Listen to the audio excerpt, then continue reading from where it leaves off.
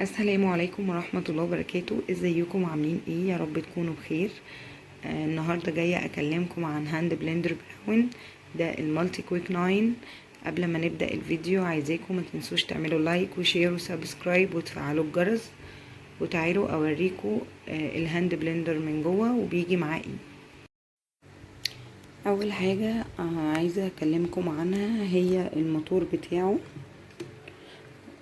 هو 1200 واط، يعني قوي جدا ما شاء الله. انا كان عندي واحد اللي هو قبل ده كان 250 واط وكان شغال معايا كويس جدا. فتخيلوا بقى 1200 واط. هو سرعته حلوة قوي، وغير كده هو ليه كذا سرعة، يعني هو ليه سرعتين، والبامب اللي هي فوق دي وهنا دي بتتشال عشان دي بتبقى محطوطة للزرار الأمان، يعني ما يتحركش. دي بتشيلوها كده وبتبتدوا تدوسوا على زرار الأمان عشان تشغلوا دي. مجرد ما بتسيبوا دي خلاص اللوك بتاعه بيقفل لوحده، فهو آمن جدا علشان لو عندكم أطفال ما يعرفوش هما يشغلوه وانتوا مش موجودين يعني. تاني حاجة بقى عايزة اكلمكم عنها، المضرب ده حلو جدا جدا جدا لأي حد عايز يعمل بشاميل بسرعة، ما يقعدش بقى يستعمل المضرب العادي. كيكة اي حاجة انا بعمل بيه حاجات كتير جدا. تضربي بيض، تضربي اي حاجة. هو حلو جدا والقوة بتاعته حلوة، بس اهم حاجة ما تبقيش شغالة قصدي عليه، يعني دايركت كده على طول على طول على طول. يعني تريحيه شوية وتشتغلي شوية، ده لو الحاجة يعني عايزة شغل كتير. والافضل ان انتي لو حاجات شغلها كتير، يعني مثلا مش بشاميل، لو خلاص خلصت كيكة او كده حاجة محتاجة ضرب كتير وكده، يكون عندك مضرب يعني لوحده، اللي هو مضرب البيض بتاعنا العادي اللي بنستعمله للكيك والحاجات دي. في بقى دي، ده الهاند بلندر بتاعته حلوة جدا جدا جدا. لو عندك بيبي بتعملي له اكلات اللي هي بتاعه البيبيهات دي، عايزة تهرسي اي حاجة، عايزة تضربي اي حاجة، هو يعتبر خلاط يدوي. حلو جدا ان انتي مش بتحتاجي تنزلي بقى الحاجة من البولة اللي انتي شغالة فيها مثلا في الخلاط عشان تعمليها. لا، هو انتي ممكن تشتغلي في البولة نفسها بيه من غير ما تنقليها في كذا حاجة بقى والدنيا تتبهدل وكده. هو حلو قوي قوي قوي. الفترة كان الخلاط بتاعي بايظ فيها، ده كان بالنسبة لي بقى الكبة والخلاط وكل حاجة. يعني انا جت عليا فترة الخلاط بتاعي باظ، الكبة دي اتكسرت من جوه ما بقتش تضرب، فده كان بيعمل لي البصل، كان بيضرب لي الطماطم، كنت بعمل بيه كل حاجة. بس القديم بتاعي برضو بصوا هو يعني بيطلع وبينزل، ده الجديد اللي هم عاملينه، ان انتي الجزء ده طول ما انتي شغاله بصي بيطلع وبينزل كده، فبيوصل للبوله من تحت، مش بتضطري بقى تقلبي وكده يعني.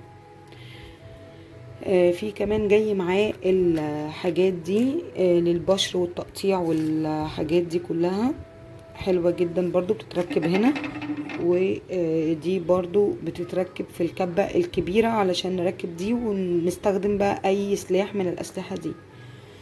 كمان هم عاملين سلاح للبطاطس، ده لو عايزة تقطعي بطاطس صوابع حلو قوي. في كمان الكبة دي هي طبعا يعتبر اللي انا شغالة عليها اكتر حاجة. دي هي السبب اللي خلتني اجيب الناين ودي، ان الكبتين كبار. الكبة بتاعت الاصدارات اللي قبلها كانت صغيرة، فطبعا مش هتاخد البصل اللي انا ببقى مثلا عايزة اعمل بصلتين تلاتة. الصغيرة دي مش هتعمل كده، هي اخرها مثلا بصلتين صغيرين. دي ما شاء الله بتاخد اكتر، فعجبني ان الكبة الصغيرة بتاعتها كبيرة، يعني اقدر اعمل عليها كمية حلوة في الاكلات اليومية يعني. الكبة الكبيرة دي بقى حلوة قوي، هي ممكن تعجن لغاية نص كيلو، بس انا معجنتش عليها قبل كده، انا فرمت، بس صراحة الفرم معجبنيش، كان على المفرمة احلى. حسيت ان برضو مش بتفرم زي المفرمة، ان هي تنعم اللحمة كويس، او ممكن عشان انا كنت حاطة كمية كبيرة فما طلعتليش النتيجة اللي انا كنت مستنياها منها.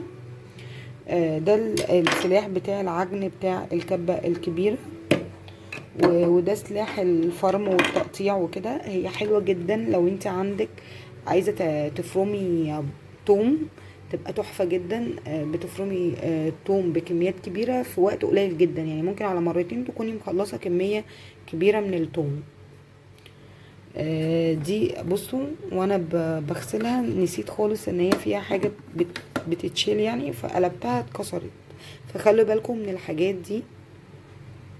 علشان هي كمان بصوا هي بتتفتح بزرارين كده، برضو الجزء اللي هو من تحت ده بيتشال عشان تغسليه من جوه، عشان ساعات بيوصله حاجات من اللي انتي بتقطعيها وكده، و بيتشال يعني، فخلي بالكم وانتوا بتغسلوها ان هو بيقع برضو، يعني دي ليها 3 اجزاء بيتفكوا وانتي بتغسليها، فخلي بالك كويس جدا ان انتي تبقي حريصة على الموضوع ده، لان انا ما خدتش بالي، فكذا مرة دي وقعت واللي تحت وقعت، فالحمد لله يعني ان اللي تحت ما اتكسرتش، هي دي بس اتكسرت.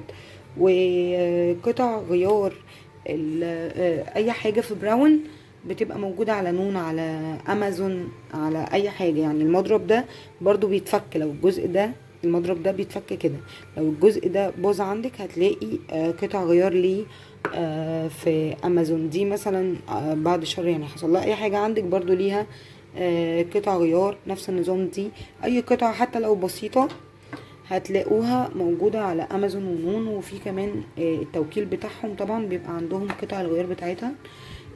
دي بقى لو انت عايزة تهرسي بالهاند بلندر اي حاجة بتبقى جاية معاها، ممكن كمان تغطيها وتحطيها في التلاجة لو انت مش محتاجة تستخدميها في نفس الوقت.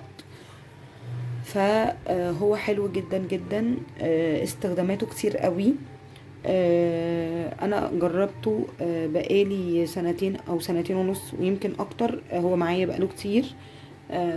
استخدمت الكبة الصغيرة والكبيرة، واستخدمت كل الاسلحة ما عدا الاسلحة دي الصراحة، استخدمت فيه حاجات كتير وعجبني جدا، والصراحة هو المفروض يكون موجود في اي بيت، حتى لو الكبيرة دي مش بتستخدميها استخدام يومي، بس الصراحة بيبقى ليها استخدام كل فترة كده بتنفعك، وبتحسي ان انت انجزتي حاجة المفروض تقعد فترة كبيرة في كبات صغيرة، بس دي بتنجز معاكي الحاجة اكتر. بس فده الريفيو بتاعي عن هاند بلندر براون الناين، هو 1200 واط زي ما قلتلكم. يا رب يكون الريفيو عجبكم، ما تنسوش تعملوا لايك وشير وسبسكرايب وتفعلوا الجرس عشان تبقوا معايا على القناة بتاعتي وتشوفوا كل جديد بنزله. وسلام.